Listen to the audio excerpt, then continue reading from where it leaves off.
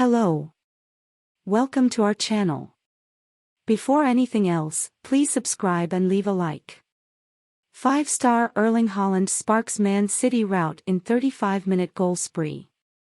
The effect was so powerful that at times it seemed like Manchester City might have slipped a second Erling Haaland onto the pitch, another Haaland to follow up Haaland's rebounds, populate both sides of the 6-yard box, and score a goal roughly every 12 minutes. He was only on the pitch for an hour. Hard to believe for the RB Leipzig players who must have seen him everywhere and may, in quiet contemplative moments, do so for some months to come. Yet Haaland departed on 62 minutes with 5 goals. It was the sort of centre-forward's performance that had all the usual qualities of clinical finishing, smart running, stout determination, and yet there was something else too, a component hard to measure. The key effect was a kind of Haaland omnipresence.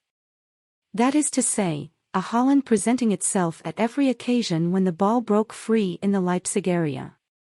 A sense of certainty that if the German side did try to keep it out, then it would be drilled back within the shake of a golden ponytail.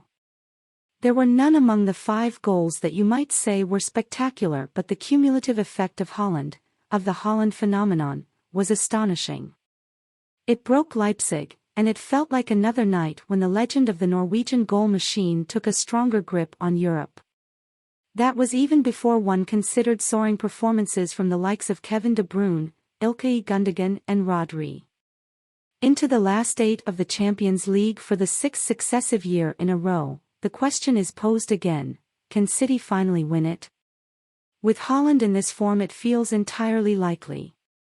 In one evening alone he overhauled the club record of 38 goals in a season set in 1928 to 1929 by the eminent Edwardian goalscorer Tommy Johnson.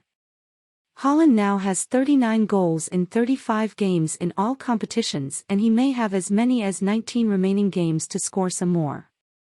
He had a hat-trick by half-time, striding down the tunnel with the ball under his arm, and then later he was back for some more.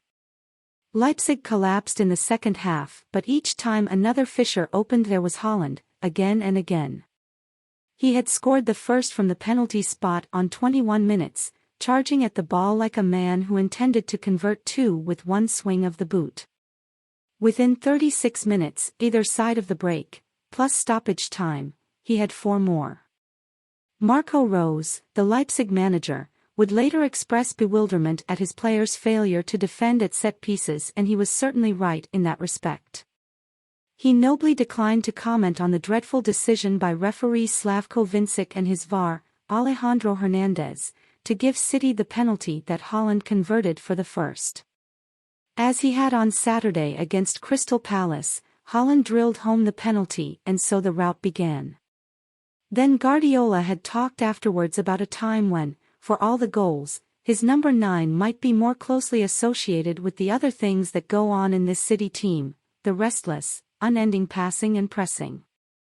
On this night it felt like Haaland was the leader of this team, if not stylistically then by the sheer force of his presence everywhere on the pitch. Guardiola argued that the first leg in Germany 2 weeks earlier had been a learning experience, which had led him and his players to the solution to beating Leipzig. As the true obsessive he is, he moved discussion on from Haaland's avalanche of goals to the defining details of how his players had stopped Leipzig. It came, he said, in no small part of Bernardo Silva blocking the passing lane from Leipzig star Croatian left-sided centre-back Josko Gvardiol to the left-back, David Raum. These things, Guardiola said, are hard for players to do. Bernardo, Guardiola said in no uncertain terms, is intuitive. He then embarked on a long joke about his disappointment at Julia Roberts choosing to visit Manchester United instead of City 7 years ago. It was not clear exactly what the point of it all was, and the punchline was only just rescued, having been given up as lost a couple of times by his audience. Either way, it suggested peak Guardiola excitement.